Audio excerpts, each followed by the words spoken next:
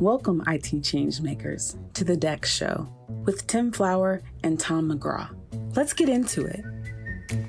Hello, changemakers. Welcome to a special solo edition of the DEX Show today. Tim is not available. I think he's motorcycling around Maine. He may have to correct me on exactly what he's doing next time he's here, but I'm pretty sure that's what it is. So it's just me today, and I'm joined by, it's not just me, I'm joined by a wonderful guest. It's Marc Carone. Marc is a former Nexthink customer, as we'll hear something about that, but he's a builder and mentor of world-class client service delivery teams. Marc, welcome to the show. Great to see you. Thanks for coming. Likewise. Thanks for having me, Tom. Great pleasure. And I have to say, you really turned our heads with some articles you published recently, and we're gonna get stuck into those very shortly. But I just remembered before we started recording, but one of our producers, Ella, who sort of arranged this episode, she did mention, correct me if I'm wrong, Marc, maybe I misremembered, but I think you're a DJ, is that right? That's like a passion and a pastime. Sure. I started early as a DJ, and eventually that progressed into electronic music production, but it's kind of a passion of mine. And I did the club circuits back in the day, and it's just kind of something that I've kept with over the years. It's more kind of a creative outlet for me, I think, these days, but I just love doing it, and I love music and electronic production. Electronic production, so what they call in America, what, EDI? I think is the tainted term. EDM, right, yeah. Put all in together with. Are you sort of a generalist, or do you have a sort of a subgenre of dance music that's your particular passion, or? Yeah, I focus more on the progressive house and techno side, so I tend to like melodic type electronic music and things of that nature. So I have a website I can share with you and have all my music posted up there and DJ mixes and all that fun stuff. We will put it in the show notes, Marc. Progressive house. Wow, there's a term I haven't. I mean, I came of age in the 90s, right? In the UK, where all of these subgenres, almost all of them were actually born. Hey, what is John Digweed progressive house? Is that? Yeah, it's funny. So I used to frequent a club in New York City called Twilo years ago, when it was, kind of the New York City club scene was really coming up with electronic music. There was obviously a lot of influence from Europe, and Sasha and Digweed had a residency at Twilo. It was the, if I recall correctly, it was the last Friday of every month. And we would go, we went for years just to go. And most of the US folks got their first experience to that genre of music and progressive house. And it was just a great vibe. Everybody was there about the music, having a great time. And it was definitely the highlight, I think, historically, of the New York City club scene. There was just so much good music going on, and they had residencies with other DJs, Carl Cox, Paul Van Dyke, I mean, you name it.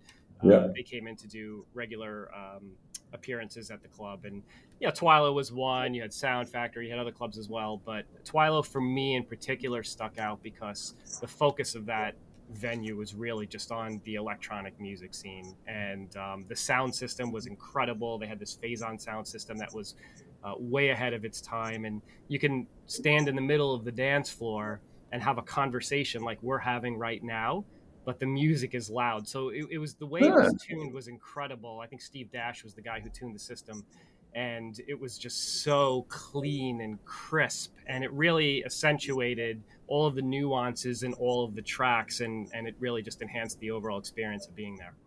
Yeah, for listeners who don't know, there's a lot of nuance in progressive house. It is a very textured genre of music.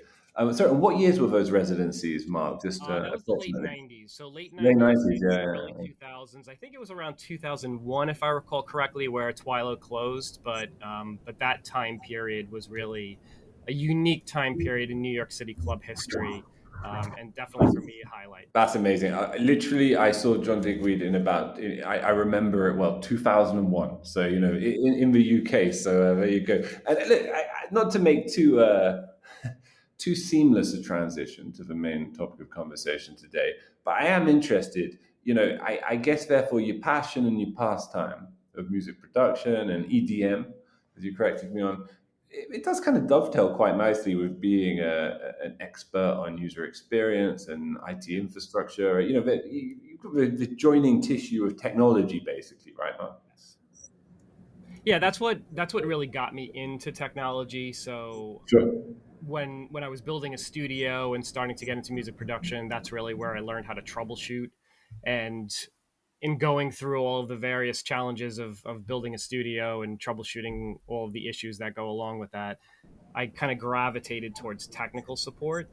And my career journey started on a service desk. So I actually started off as an agent in a call center. And doing that, I just loved the whole technical support aspect of it and servicing customers. And that's really what kind of started my career journey into the service delivery and technical support, customer service domain. From there, I progressed through management over the years. I started to run large service organizations for Fortune 500 companies.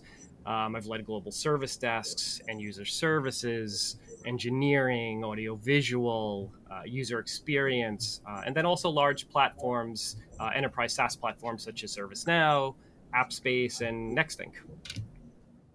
Very cool. And your articles, as I mentioned at the top, stood out to us. Great reads, and we will Thank you. include links to them, of course.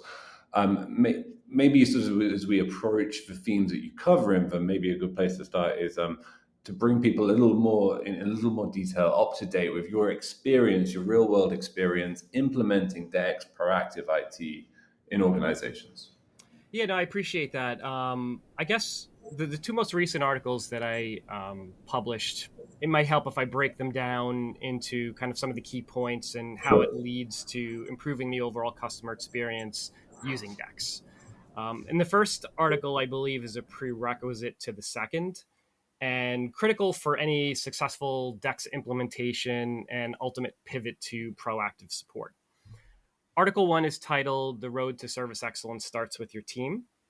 And in the article, I highlighted the approach that I've taken to best empower my team to drive service excellence. And there are some key themes there, right? The first is focusing on building meaningful relationships with the various members of your service team. This is super important. And you'll see as I kind of walk through it, getting your team empowered, engaged, valued, acknowledged, that's the most critical part of this all, because if you're going to deliver and drive service excellence, you need to have a strong and high performing team. Um, some approaches that I've done to help with that is simple things, right? Check in with your team on a regular basis, see how they're doing. I've had many conversations with my team, some informal, most of it's informal, but some business related, some personal in nature, but really getting to know the individual members of your organization helps to build trust. You can use it as an opportunity to acknowledge their hard work and contributions. I mean, your team works very hard for you, so it's really important that you acknowledge that and make them feel valued. You can also empathize with their challenges, right? Understand what they're going through on a day-to-day basis and use that as an opportunity as a leader to help them navigate whatever challenges that they're going through. It's important to understand what motivates your team. Once you understand that, you can tailor your message really through their lens and help align them with your organizational vision. And also use it as an opportunity to clarify their roles, especially in this new AI world. There's a use case for self-service, but there's also a use case for empathy and human emotion. If you take a customer escalation as an example, a customer is not going to want to go through automated responses when they're already heated or they're having a service challenge. They want to speak to someone. So I think it's important to have a blended approach between tools that provide quick resolutions to issues, but also have service channels available when someone actually wants to speak to someone. And then you can use that as an opportunity to build those relationships with your customers and help them through whatever challenge they're currently encountering. I No, that's think fun. also, I'm sorry, Tom, I think also it's an opportunity for leaders to listen. And this is the most important thing. When you're spending time with your team, it's not about you, it's about them. And it's listening to the challenges that they're going through, listening to the feedback that they're providing to you. When you're spending time with the front line, support folks on your team, they're the ones that know best what's going on across your organization. So by really spending that time with them, you're getting a pulse on what's going on the ground. And then you can use that as an opportunity to better understand the feedback that's coming in from your customer and then tailor your continual improvement opportunities to align with that feedback. Absolutely. And I suppose the communication issue goes two ways, right? Because it's about being able to communicate clearly with your colleagues and the people on the front line, as you say, but it's also integral or important to be able to communicate upwards. Yes. What approaches do you commend in terms of communicating the value of these kind of novel solutions to executive leadership and helping them to understand the value that's being delivered in ways that aren't necessarily conventionally measured? When you're communicating a tool such as DEX, especially to your executive leadership team, you have to focus on things that are going to resonate with them, right? So typically we would look at the financials. When you look at from a cost perspective, you have hardware optimizations, right? You can pull cost savings from that, software as well. In one example, so DEX scores are great because we use the DEX scores to help us get a really good pulse on the performance of our computers across our environment. And traditionally, if you look at something like a hardware refresh, most companies do it on time based, right? The warranty is up and then it's time to refresh your computer. But in many instances, you learn that customers are happy with their computer at the current state that it's performing well. They're not having any issues. It's certainly disruptive to them as well when you're, taking them away from their day to day and having to refresh a computer and copy their data over, et cetera.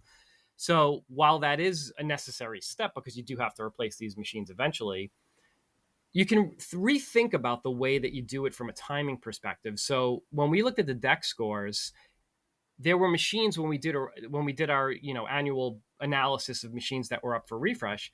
There were many machines that were still performing very well that we felt we can get more life out of that we didn't have to refresh at that point in time. And in doing that analysis, we were actually able to pull out a significant amount of savings out of my capital budget for that particular year by deferring a hardware refresh. There was no impact to the customer because they were still happy. They were their computer was functioning fine and they were still highly productive, but we didn't have to just replace it for the sake of replacing it. So that's one example, and I think that resonates with the finance people as well because it gives you an opportunity to really think about how you're spending and be a little bit more thoughtful and smart about the way you're allocating your capital. From a customer experience perspective, as you're using the DEX tool to start to pivot to proactive support, obviously using insights and all that, which we'll get into, that leads to higher customer satisfaction when you're pivoting to proactive support. This saves the customer time from navigating your various support channels because you're reaching out to them proactively as opposed to them having to come into you for support and services. So there's definitely an element of driving up your customer satisfaction as a result of that. There's productivity gains as the teams are looking through the insights data. They're able to identify workflow opportunities, optimization, improving customer uptime, because now if you can put effective workflows in place, you can reduce the amount of time that they need to spend engaging you for various services and support. And then also there are other features, obviously campaigns. IT always wants to be transparent with its customers. So campaigns are a good way, at least in an internal customer-facing organization, where you can deliver messaging very tailored and specific to your end users and improve transparency in the messaging. And, when you think about productivity gains and downtime, how successful do you feel you were in, for instance, your last role at being able to convey the meaning of those achievements upwards? I think it comes down to the customer feedback, right? So we would do business roundtables quite frequently, just to get a pulse. We had obviously your traditional CSAT, where we would measure against customer performance as they're contacting our various service channels.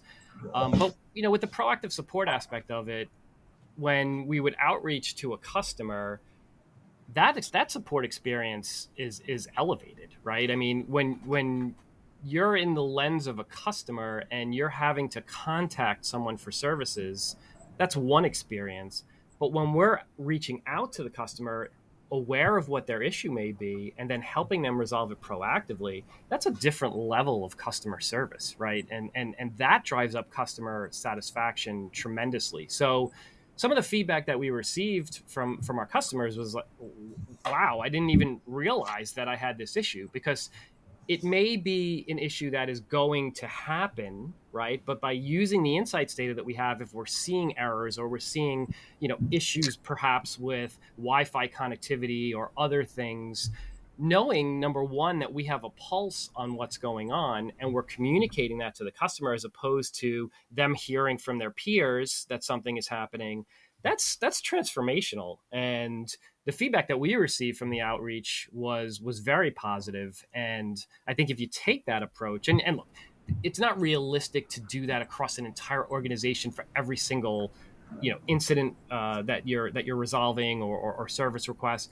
but I think you have to break it down into areas that are most impactful for the customer, right? So when you're looking at the insights data and you're identifying trends and you're looking for areas of opportunity, whether it be automation opportunities or just degradation of service across different areas, you can really dive into it and then pull together certain subject matter expert teams, which is kind of the concept of the second article that I wrote, which we can get into if you like.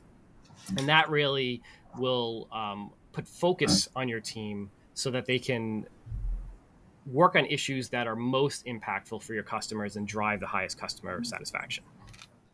Great. And I do absolutely want to get into that second article. And I the way I read it, Mark, was that you were trying to almost position the place of AI in the evolution of proactive services, which isn't exactly how it's framed. But I mean, talk us through what you wrote and maybe relate that to that theme as well as you can.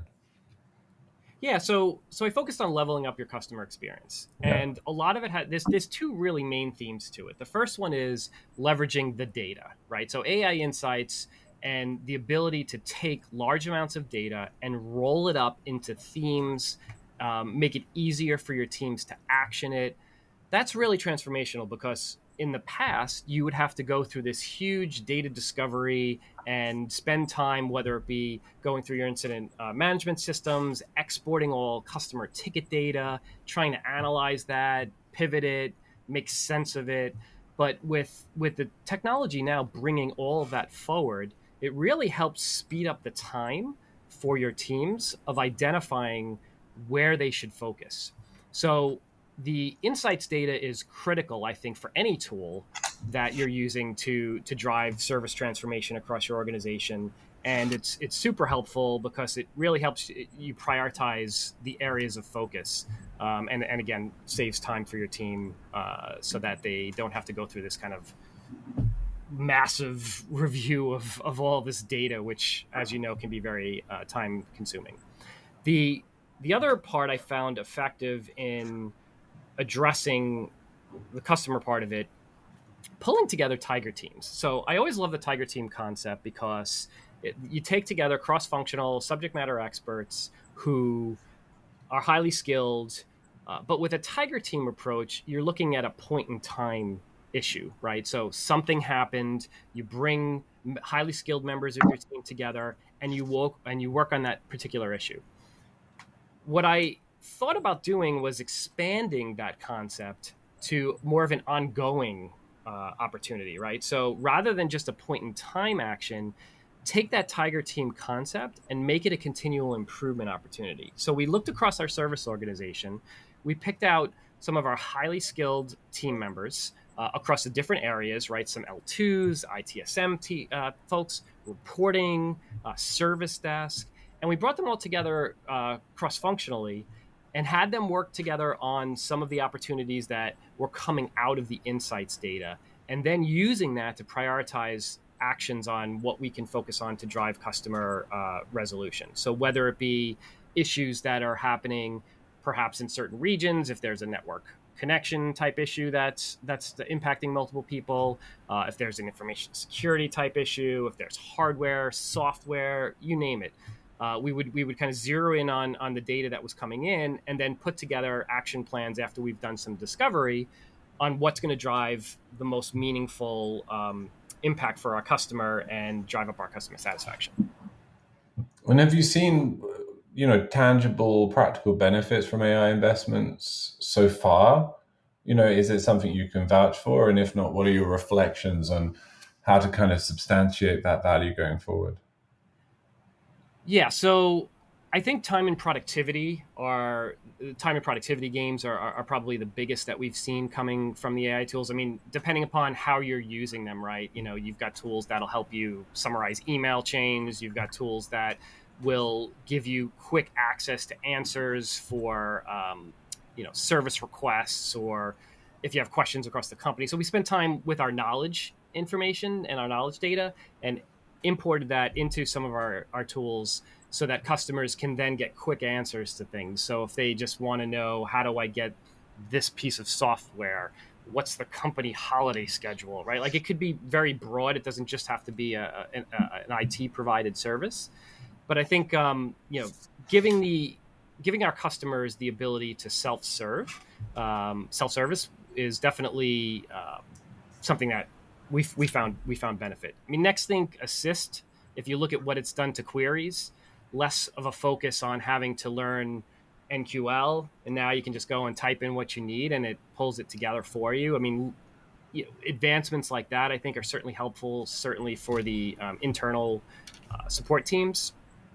But you have to have proper governance and make sure that the information is accurate, the hallucinations and all that. I mean, you need to make sure that when you're getting data out of whatever the system is, that it's accurate, that it's been validated.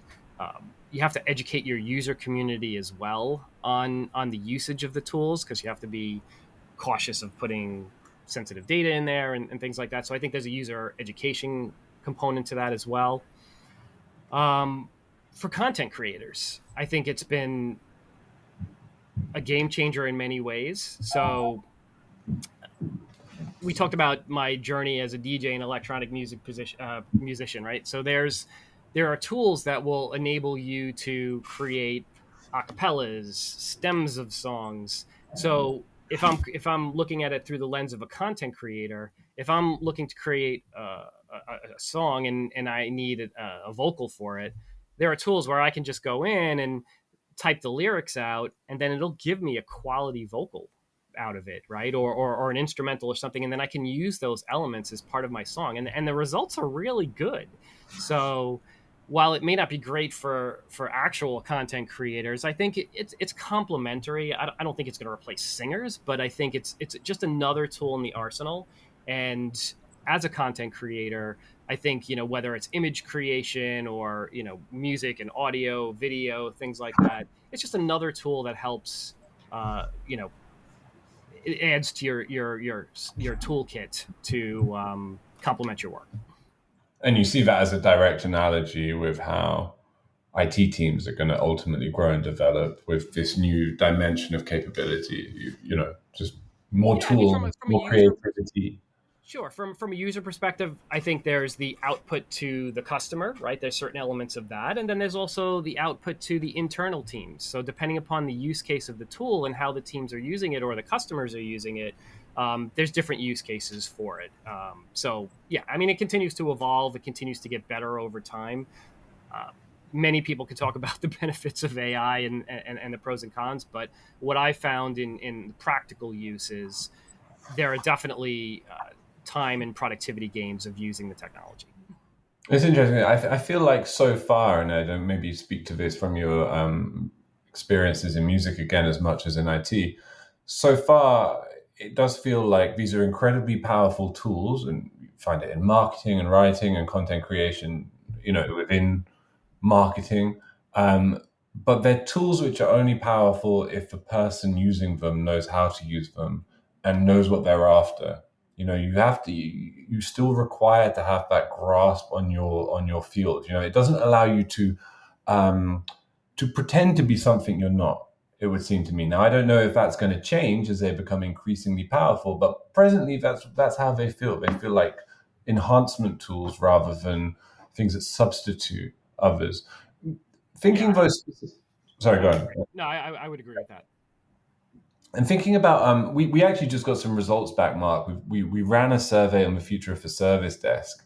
1,000 IT professionals externally surveyed, and we really I'm not going to drop any spoilers here, but I think we're going to be revealing some of these results soon, and they are absolutely fascinating. And they put in my mind to ask you about how you see the future, the service desk ultimately developing, say over the next 3 years, and whether you think that in the form in which we currently understand, describe, talk about the service desk, whether you think instinctively that it has a solid future or that it's going to undergo so much change in a relatively short period of time, but it completely reconfigures our understanding of what it is. Yeah, I think that the service desk will continue to evolve. I mean, it won't be in its traditional state, right, that it is today.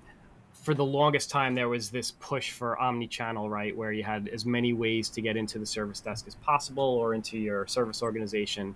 I think service desk volume will probably decline over time, given, and I've seen that firsthand, right? I mean, when customers have the ability to self-serve, especially through, certain tools, you're not going to require as many calls into the service desk. And then internally within IT, when you're continuously working on automation opportunities and ways to provide quicker delivery of your services, whether it's through self-service or through other tools, I do think that will continue to evolve. However, I talked before about kind of a blended approach. The biggest thing that I've seen is really AI is good at providing quick resolutions to things. You have to make sure the knowledge behind it is solid and accurate. But there's still that human element to it, right? And I think depending upon what type of service desk it is, you still need people. And people want to talk to people, right? And some people are perfectly comfortable with self-servicing, and others want to be walked through whatever it is that they need, whether it's a problem or if they need a service.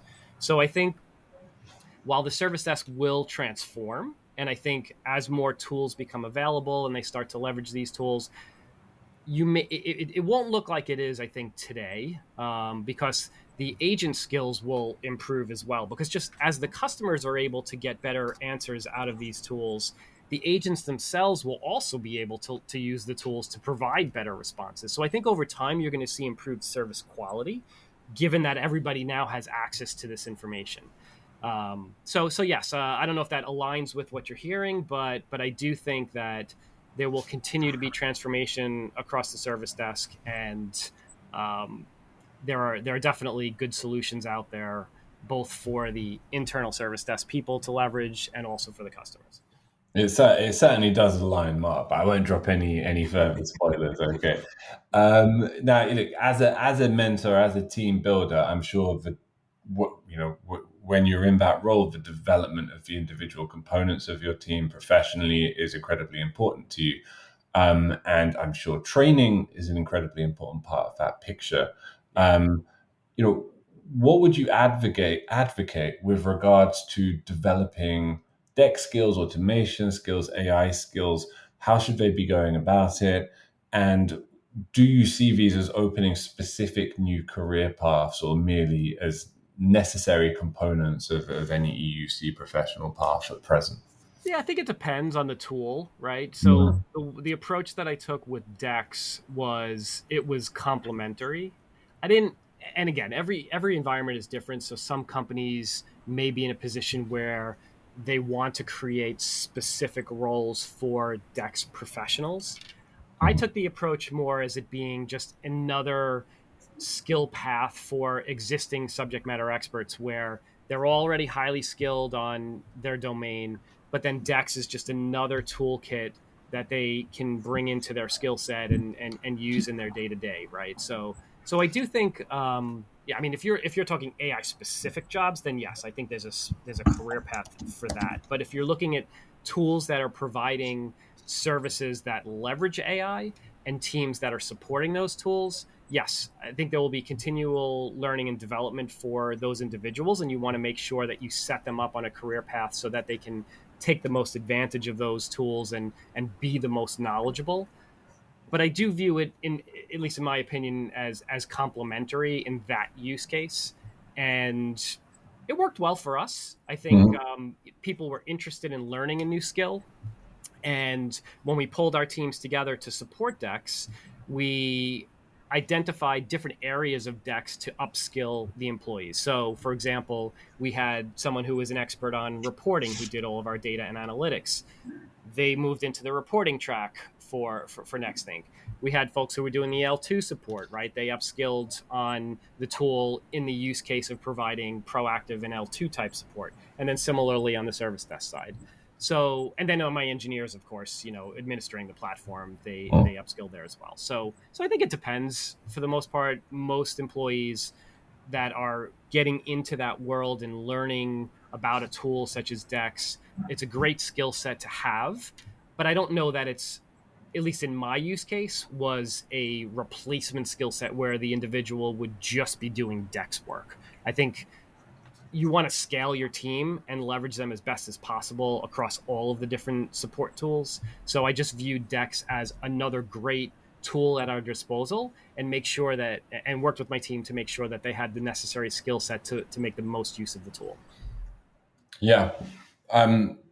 Well, look, thank you so much, Mark, for joining us. I'm so glad we could talk about John Digweed as well. That's never been broached on the DEX show. That's a DEX show first. First time for everything, right? Indeed. And if anybody really missed Tim today and thought, well, I'd much rather heard Tim talking to Mark, well, you can actually. And I figure I should give a shout out to Tim's Proactive IT Guy YouTube channel. I'll put a link in the show notes, as well as to Mark's brilliant article, so people can go and have a look at that chat, or they can have a look at some of the other Tim conversations which are up there. He just posted something a few days ago, and it's a great little channel. Do have a look. But Mark, how can people reach out to you, find you, read your work? Sure. So on LinkedIn, Marc Carone, MarcCarone. I have my articles published there, and happy to reach out to anyone individually if you have any questions around service delivery, ITSM. Feel free to message me on LinkedIn. If you do like electronic music, DJM101.com. That's my site. So I've got a Love it there, and DJ mixes as well. So happy to fuel your workout routines, or just a drive on a nice sunny day, or if you're getting ready to go out and have a good time. Great plug. We had Andrew Hewitt was our first ever guest on the show, right, from Forrester. And he is actually in a Dick Dale-esque surf band. And we had a bit of the luxury of time, Mark, and we were able to have a bit of his music play us out. Nice. Sadly, I think we're going to be posting this today, and we don't have that luxury. Otherwise, that'd be lovely. A little bit of your own EDM to see us off. But in the meantime, maybe next time, Mark, maybe if you come on the show again. But in the meantime, thanks so much for joining us. It was great to chat. My pleasure, Tom. Thank you so much for having me. To make sure that you never miss an episode, subscribe to the show in Apple Podcasts, Spotify, or your favorite podcast player. And if you're listening on Apple Podcasts, make sure to leave a rating of the show. Just tap the number of stars you think the podcast deserves. If you'd like to learn more about how Nexthink can help you improve your digital employee experience, head over to nexthink.com. Thank you so much for listening. Until next time.